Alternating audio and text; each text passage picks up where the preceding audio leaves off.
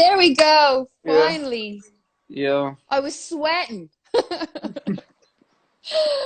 Congratulations. Thank you very much. I appreciate that. Yeah, Big news, big news. yeah. Very big. I'm very happy. I'm very, very happy. So let's talk. I mean, the last time, so much has happened with you since we last had you on. Because I think it was like at the start of lockdown, right? You Yeah, hadn't been working with Dave. yeah, You hadn't have had your baby yet. yeah, You weren't with Matchroom. There was yeah. so much going on. So let's talk. Let's catch up. What's been going on? Well, obviously I was in lockdown and I was ticking over. Well, let me start from the beginning. Actually, I was in Vegas before lockdown, and we came back, and there wasn't any gyms open, so I was just ticking over, training, doing my thing, and then looked around and thought, I need to get myself a coach now. Mhm. So connected with Dave Coldwell and then started training down Sheffield with Dave Coldwell. So Okay, so that's how yeah. does one just connect with Dave Coldwell and get like brought into his gym? Okay, I know you had like, a couple fights under your belt and like the Yeah. title prospect was being thrown about, but there's I mean, imagine there's a lot of guys out there and girls who'd like to be under the tutelage of David Coldwell. Yeah, well, I had Dave on Instagram, but it was my management team, SJAM, that approached Dave and said, asked him whether he would like to train me, and yeah, it went from there. So when like explain to us that wouldn't be familiar with the kind of situation, how that arises. Do you Mm. go to the gym? Does he hold pads for you? Do you spar the guys? Like, what way does it work? It's that sort of like initial So it initiation. it was quite quick because let's say, for example, we spoke about this on a Friday with my management team, and they spoke to Dave, and Dave said, "Look, yeah, if he wants to come down, if he can get down on Monday." So it's so quick. So they spoke to him on Friday. He agreed to see how things go with me, and I was down in Rotherham on Monday, doing some pad work with him, and he was taking me through a few drills, etc., etc. And I was down there for like a week for us to see how we get along with each other, and from there we just clicked. So, what is the click? What like when you're looking for a coach, when a coach is looking for or is looking for that bond? Like, what exactly is it? I think for me, because I've been around boxing for such a long time now, it's sort of like I've seen a lot of coaches, and I've had a lot of coaches give me pads and things like that. But it's very rare you find a teacher. And with Dave Coldwell, he teaches me how to he's teaching me the basics. Like if he tells me to do something, he won't only just tell me; he would explain why I'm doing it, and that's what appealed to me. And I thought, I want to work with this man. So, in terms of because obviously different coaches provide different coaching roles to different fighters depending on what they need. I think a lot of boxing fans kind of look at it as sometimes that it's just technical and it's just like you say, a learning perspective. But then there's also the sort of emotional ends and the kind of how connected you have to be. And sometimes certain fighters need almost like a father figure or someone that is kind of 24/7 there to sort of look after them or really Yes. mentor them. Would you be like that, or are you quite independent in how you are? I'm quite independent on how I am. Obviously, like I wouldn't really be looking for like a father figure because I got a dad. You know what I mean? So, Yeah. and he's there for But me. you Like, know what I mean. You know what I yeah, mean, but right? yeah, I know what you mean. It's just with Dave. He's a family. He's a lovely man. He's a family man. He understands. Obviously, I've got my little family now, and he understands. How I feel about things. Obviously, I'm not with my family at the moment. I'm in camp, and I've been training for a long, long time, and he understands that. He will sit down and talk to me about things like that, and so that's on that side. Yeah, Dave Calder's very, very good with that. Obviously, we click on other sides as well, but ultimately, he's a very good coach, and that's what brought us together. I mean, this year is a bit nuts, really, for everyone. We're all kind of experiencing, a sort of change in life that we've never experienced before. But for you, so much has happened, and there's so much changing, and still, every time I speak to you, you're very composed. It's kind of like you're naturally like that, very relaxed, very Yeah. chilled. So where is your mind at the moment? There's a lot happening, a lot of changes, but I imagine it's a really exciting time. I always look at things like in a positive way. Obviously, there's a lot of things that's going on, which is mad, but Yeah. I have to look into my life and think, you know what, I'm healthy, I've got life, you know, I've got a beautiful family, yeah, I've got a beautiful son, I've got a beautiful missus, and, you know, I can't complain. My mum and dad are blessed, and, you know, it's just, you know, I'm looking at the positive sides of life, and I think that's what keeps me going. How, I mean, obviously, people will tell you before you have your first child, your life is going to change, your perspective is going to change. Hmm. Is that true for you? Yeah, to be honest with you, like, I would be lying. Like I said this before, like I'd be lying if I, I'd be lying if I say my son motivates me more, because I've always been very, very motivated. I've always wanted success. I've always been hungry for success.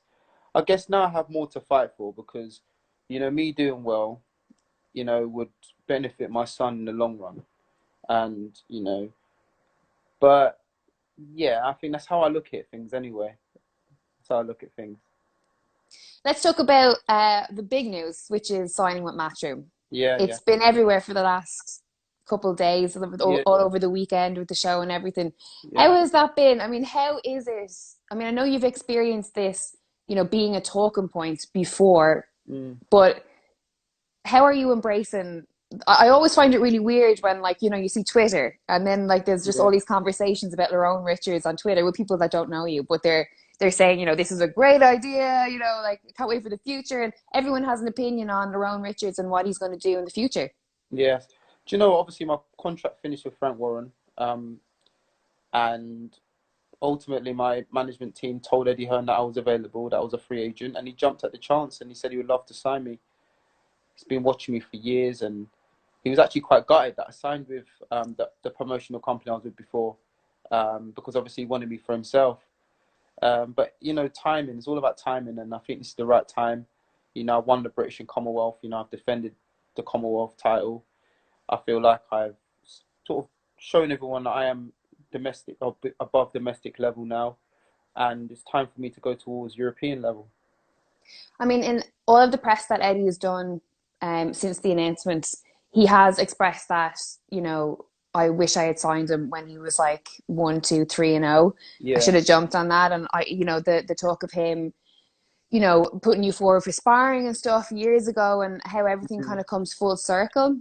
Yeah. But is there somewhat of a maybe resentment? Maybe not resentment is the right word, but you say timing is everything, and everything happens for a reason. But would you have liked to have just signed for Matchroom straight off the bat? It's hard, you know, to really say. I think that everything happened the way it happened. Like I started off on Sunday shows, you know, getting paid nothing. There was a time where I got paid 50 quid, and That's not even your petrol. yeah, it was mad, but it was quite surprising to me at the time because I was a decent amateur, you know. I won Yeah. 9 national titles, and I just thought like I would get treated a little bit better. But that all comes down to when you turn in professional, linking up with the right team, you know, linking up with the right people, because I never done that. You know, when I turned professional, I thought it was just a hobby, same as the amateurs. Oh, you fight, you win, you go about your business. But then I realized that it's a business, Mm-hmm. and you know, you gotta be careful of who's in your circle. But no, I don't. You know, I worked my way. You know, I didn't do it the easy way. I done it the hard way, and now I'm here. It's like I won't be taking it for granted because Mm-hmm. I know how hard it was to get in this position. Whereas, you know, there's some pros, I'm not saying everyone, but there's some pros that get it given to them straight off the bat. And then they take things for granted. Like, oh, yeah, I got this. I got the sign-on fee. Oh, it's lovely. But me, no, no, because I know it took me a long time to get here, and I'm not going to let it go easy for sure. But do you think that having that journey of taking it the hard way, that kind of stands to you in the ring, and it stands to you with longevity in your career because you have that gratitude and you also have that remembrance of how difficult it was for you to get where you are? Yeah, do you know, I actually kind of like, I take pleasure in actually knowing I've done it the hard way, because I Yeah, know that yeah, yeah. nothing was given to me. I had to go and earn it, and it feels good. It feels so Mm-hmm. good. And when I sat there with Eddie and I was doing a press conference, I was like, yeah, wow, this is it's lovely. You know, I had all the cameras on me. I had the people taking loads of photos on me. It was lovely. But then at the same time, in my heart, I was like, you know what, Lerrone? You really deserve this. You've worked hard. You've worked Yes. hard for this. So, you know, give yourself a pat on the back because you know it wasn't easy. Yeah. The hell the hell the amount of things I've had to go through, hell to get through to get into this position. You know, there's been times where I'm like, where's my career going here? Like, what am I doing? You know, you know, Oh, that has struck a chord. yeah, That is because, and you know what? That is like needs to be spoke about more because people look at you on stage with Eddie Hearn at Matchroom and they think he's just one of the lucky ones. yeah. You But know? yeah, it's like, yeah, mad. Like, it's hard to really explain. Like, when I do talk about it, I do get a little bit. I wouldn't say upset, but it does get to me a little bit because obviously I know how hard it is. Yeah. You know, like, but yeah, I know that I've got here through hard work, and it makes me feel good. But would you change anything? Oh no, no, not Yeah. nothing, not one thing, no, not It's one. all Because it's I've all got a learning, story. isn't it? I've got a Exactly. story now. Like, I've got a little boy now, and you know, when he grows up, I can sit down with him and I can tell him my story, and I can say to him, look, if you like, never give up. And I Mm. have something now to sort of to show him and say, look, never give up because if you give up, you won't get what you want. Hmm. You have to keep working hard for what you want. So I have to Absolutely. keep, so now I have to set an example. 100%. Yeah. Absolutely. You mentioned there about a really interesting point about your circle when you start out and not maybe starting your career as a pro Mm, and not really having the experience and the knowledge and the sort of the frame of mind, I suppose, to select your choices properly. And mm, it's something that is really, really common. And we see it so much that, guys get to a certain point, they look back at the start of their career and say, I wish I had been guided a little bit better, or I wish I had people that I maybe could have trusted a little bit more, yeah. or that could have given me better advice. But how do you, as someone who might be watching this that is in that position, Hmm. what do you do? Like, what are the steps to take to ensure that that doesn't happen to you or to somebody else? Ask questions. You see, get connections, get around. You know, because me starting my professional career, I wish I asked questions. I wished, you know, someone who's in the position that I'm in now looked down on me and said, "Look, this is how you should do things. This is not, you know, the right way. This is the right way." Ask questions because I'm one of the I don't say I'm one of the lucky ones. I'm one of the blessed ones. I never gave up. But the things that I've had to go through, a lot of boxers would have given up. And it's funny because in the interview with Eddie Hearn, he said it a lot. I could have easily slipped through the net, but I stuck at it. But if I went back in time, I would ask more questions. Mm. And probably, it will 100% I'll be in a different position I'm in today. But ask every young boxer, amateur, wanting to turn professional, ask questions. Jump in people's DMs. Don't be afraid. Message me. Listen, I'll give you good advice because you can't. It's your life. Like us as boxers, we have one career. You know, the promoters have other fighters. You see, when I'm gone, when I'm retired, there'll be another fighter coming out of another Southpaw, another Lerrone Richards coming out. You know, same with managers. As soon as you retire, they will have other fighters to sign. You have one career. You have one life. You know, ask questions. That's great advice. Yeah, sorry, I got a bit passionate there, No, but I'm like, I love yeah, this. This is fantastic for me. I'm like, this is a side of your own riches we haven't seen before. I'm all yeah, for it. It's brilliant. yeah, But it's such a valid question, because like even for myself, I kind of go like, God, like how was I so stupid to fall for that or what make that decision? And it's all kind of growth and experience. And you look back, and mm, again, it's about exactly what you say. If I had been brave enough to ask questions Yeah. and to be confident in my own ability, Hmm. or and to know my own worth essentially, then maybe you wouldn't undersell yourself. Yeah. I'm obviously, I'm only talking about myself here, but Yeah. Yeah. but it's sort of it's common because it's not only something that people experience in boxing or in Hmm. media. It's sort of a life thing, isn't it? It's all Yeah. about asking the questions and asking the right people the right questions. Yeah. Absolutely. It's a silly saying, right? But Go someone on. once told me it's better to be a fool for 5 minutes than a fool forever. It makes sense. It makes sense, Yeah. and like, and I always ask questions, no matter how Yeah. stupid they might seem, Hmm.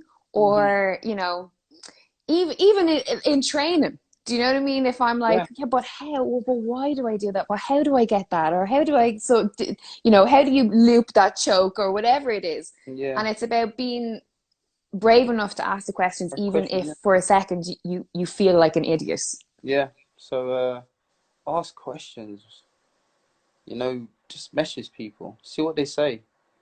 Pick people's brains. Go to boxing shows and you know ask people like that are been around the circuit for years. Because I wish I'd done that. I really did, but I didn't, and I had to do it a different way, and I'm here now, so I know I can't complain. But it's going to make for a fantastic chapter in the book. Oh yeah. You know what I mean? But now that you have the knowledge that you do, is there anything that you would change? Is there anything like that you would be like, and you don't have to tell us what it is, but or have you got those things where you're like, 100% I would change less? What I've done, like what in the past, or Yeah, choices you've made or routes you've taken. no,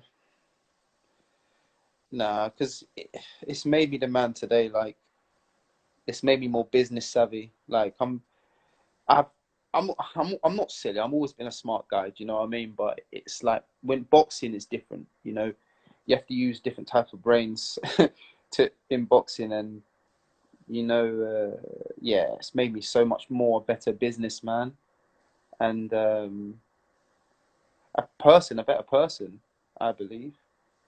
Because I know I Absolutely. understand, like when people do talk to me, like the small hall fighters that talk to me, and they're saying, "Oh, look, I can't fight," and or I've got to sell this much tickets, and oh, I might, all this. I know how this feels because I've been there. Like I can always, um, resonate with them. Like I understand, and yeah, and I will never change anything, nothing. What needs to change on the small hole scene for boxers to be more protected and to give them the ability to be able to thrive better or to fulfill their own goals in their careers? Um, Because we've seen this week or last week, or maybe it was like yesterday, there's so much news going on, but the UK government really announced that they were going to spend 300 million on injecting into sort of like the amateur grassroots levels of sports in the country. And lo and behold, boxing and pretty much all combat sports and fight sports is not on there. Which obviously we saw Eddie Hearn put out a statement that he sent a yeah, letter to the government and different things. Fair play to him, but I mean, it's time and time again. Combat sports, fight sports gets left behind, yeah. even though it has the biggest impact on communities. Oh yeah. I don't know what to say about that. It just confuses me because, like you said, boxing and other combat sports, they change people's lives. You're getting like people who are on the street that walk into a gym and they change their life about. It's just like ridiculous. You got like high profile athletes like Anthony Joshua that had like problems when they're younger, walked Mm-hmm. into a boxing gym and look where he is now. It changes lives. Why are you not investing into that? It doesn't make any sense. It actually irritates me even talking Yes, about it. It's very frustrating. it is, and it's very easy to get frustrated and sort of disenfranchised with everything that's going on. And like what so many people have said before, is that if people in parliament or in government actually took the time to come and see what's going on in gyms, to see how little that gyms in the communities have, that boxing gyms in communities. You'll see, I mean, I don't know how many amateur boxing gyms I've been in, they don't even have toilets in the place. You know what I mean? They're like, they have to go across the road to use the bathroom. You know what I mean? Or the ring is hanging apart or whatever it Yeah. might be. But yet, you know, I speaking from Ireland in particular, when Katie Taylor went and won the gold in the Olympics, then they want to show the support. And then they want to be like, because it's on a world stage. But it's like, how many more Katie Taylors are there out there in this country? And there's loads. But Yeah. you're not going to put the money in and you're not going to inject it in. And Mm-hmm. boxing for us over here is at the top of the game. It's jiu-jitsu, Muay Thai, kickboxing, karate, taekwondo. They're the ones that are left behind. They don't get even the funding that boxing does, you know? So it needs to change from the top down, I think, right? Yeah, absolutely. I think so. Like, it just doesn't make any sense why you do that. Like, I was looking at the list and, you know, how they're sort of sharing out the money, sort of sharing out, like, sorry. That's okay. Yeah, I was looking at the list and saying how, like, they're sharing out the funds and stuff. And I was like, how can you not include boxing? Like, I'm not saying that the sports that they included were rubbish or anything. I'm not saying that. But you But can they at are. least, they're not great, are they? Like, Well, I think it was horse some of them, racing up there. There some was of them like I'm like, polo. I think polo's really? on the Like, list. How many people have bloody horses and play polo? Do you know what I yeah, mean? Like I it's kind know. of like, oh, are you looking after, you know, what would be the perception of people with money? You know what I mean? Like or the sports that there is like a high revenue turnover on for people in government. You know what I mean? There's all this kind of, you can go down a rabbit hole on it if you want, you know. But Yeah, it's just it's like like, it just doesn't, either equally spread it out for everyone or yes, don't give it at all, I right? agree. That's it. Yeah, we'll leave it as that one. Yeah, I think so. Yeah. I'm Yeah, getting too heated. Right, get off this subject or we're both going to be like writing yeah, letters to Parliament.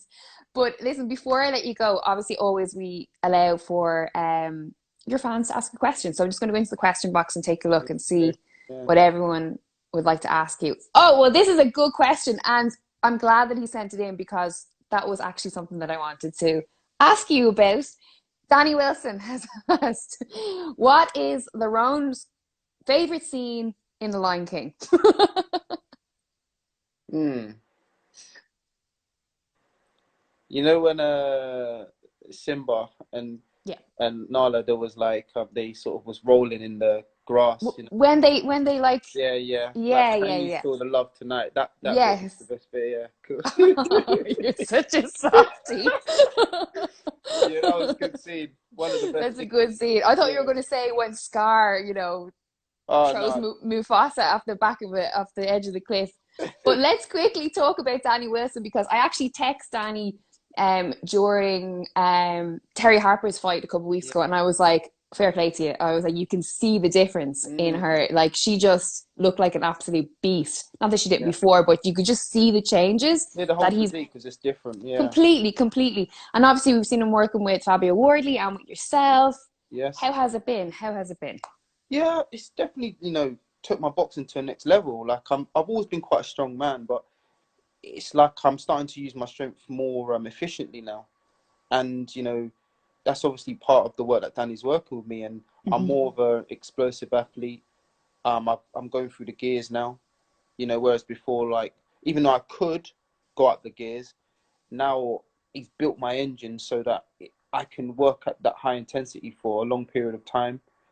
So no, it's really going really well, Dan, and you're going to see it in my next performance.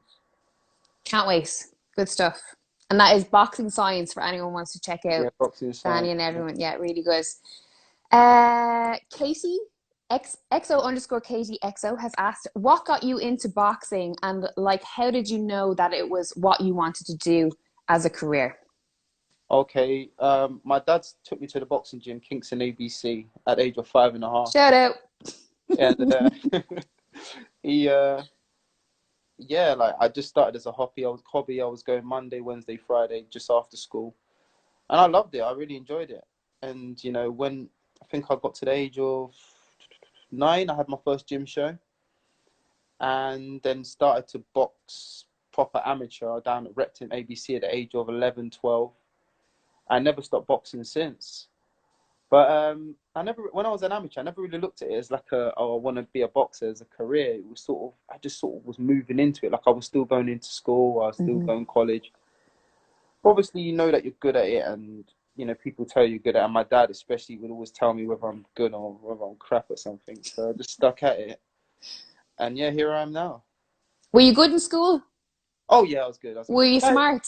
Yeah, I was pretty smart, but Yeah, you I think strike me as someone who was quite I was a bit intelligent in I was a school. bit cheeky, like a little bit cheeky in school. At times, I did get a couple of detentions, but I was all right. Yeah. Good stuff. Good to hear. Mm. um, Eddie Davis, comment from him. He says, "You've got the best trainer by far in Dave Coldwell, a great fella." Oh, thanks, mate. Um, let's see.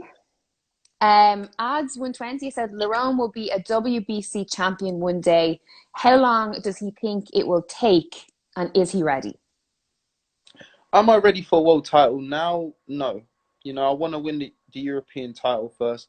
I want to conquer Europe. I want everyone to say, Lerone Richards is the best fighter in Europe, excluding all the world level fighters. And once I've done that, I want to move on to the world level. I believe in doing things the traditional way. I've won the British Commonwealth, now the European. I want, and then we push on. There's something to learn at every level, and I don't want to be skipping levels. So I'm saying probably 18 months I'll be fighting for a world title. Exciting times. Yeah. Exciting times. Right, let's take one more. Um, okay, let's see. This is from Cutman Ireland, Yeah. fellow Irishman. And he has asked, will you get a fight in by the end of this year? One of the nicest guys in the game. Great interview. Well, thank you very much, Andrew. Yeah, he's But a I good think you guy. are I you really are like him. He's a good guy. Andrew's Like, lovely, yeah. lovely Proper good a guy. proper Irishman, Ah, he's as so we'd say. funny. Like when I see him at shows, he's so funny. He just makes me laugh. He's a good guy, good heart. Yeah, I want to get out. I should be getting out within the next, say, few weeks. I'm just waiting for Mhm. confirmation from Eddie and the team, and then it's good to go. But I'm in shape. I'm near about my weight, so we'll see what happens. Great stuff. Great Yeah. stuff. Well, we look forward to it. Whatever card you should be on. It's Yeah. exciting. I'm like, it's Yeah. my little ritual now where I'm like, no one talk to me Saturday nights. Yeah. I'm watching Matchroom's cards. Talk to you Yeah. after. And Frank Warren on Friday night, just in case anyone from Frank Yeah. Warren is watching. Yeah. But Quick I'm question, just before yeah, you go, go on. what do you think about this fight with Joyce and Daniel Dubois? Jesus, yes, I need to ask you about that. Because, Don't like, ask me my opinion on this, Lerrone Richards. but do you know what? Like, I will say this, right? Because I saw Joe sparring. I'm good mates with Joe, and I'm very Yeah. honest. If Joe's rubbish or he's boxing trash, I'll tell him. And I was watching him sparring, I think 3 weeks ago, and he looked good. Like, I have to say, Joe's defense looked real good, and his jab's looking quick. He's looking very good. Anyone who wants to put a bet on Joyce, put a bet on him, because I'm telling you right now, he's going to do the business. He's going to do Gamble the business. responsibly, first of all. Gamble responsibly, but trust But me, he's come going to do the here. business. Are you a bit shocked at, like, well, not shocked I suppose, but like the online debate who takes this is brilliant. Like, I'm sucked in. Like, there's such a good argument for Daniel and there's such a good argument for Joe. Yeah, And it's really great in terms of, like, seeing people from each camps yeah, defending the other. It's brilliant, and ultimately the boxing fans are the ones who are going to win here, oh right? yeah, absolutely. I think they're saying it will be Joyce late or Daniel Dubois early, but Joe has power too. Like, and Joe's a better boxer than what people think. Like, I've seen him sparring world class fighters. I've known Joe for years, and you don't achieve win or Mm-hmm. Olympic silver medals, which should have been a gold, if you're rubbish. And it's like everyone's just disregarding, oh, big, stiff, Joyce, slow. You know, ah, if you're going into into the ring thinking that about Joyce, you're gonna come unstuck. And I've got Joe's back all the way. Obviously, I'm a friend. I might sound a little bit biased, but I'm a realist, and Joe, he's gonna turn up on Saturday night, and I can't wait. Well, I'll tell you what, I can't wait either. Yeah, I can't wait. It's going to be a good one. But Yeah. and maybe there might be a role in commentary for you down the line around Riches. That was very good. Do you think? Hopefully, do you know, it'd be good if I got opportunity to do that. I don't think I'd be too bad. No, I'm telling you, it'd be very good. Yeah, really good. But I'm delighted for your good news all this year, going from strength to strength. Congratulations, you deserve it. Thank you very much. And I'm really looking forward to see what happens. So, well done. Thank you. I appreciate it. All the pleasure. No problem at all. Do me a favor and don't forget us over here at Fight Connect TV when you make it, yeah? World champion status, don't forget us. Okay, listen, enjoy yourself and we'll talk to you soon. Thanks very much, Lerrone. See you later. Bye bye.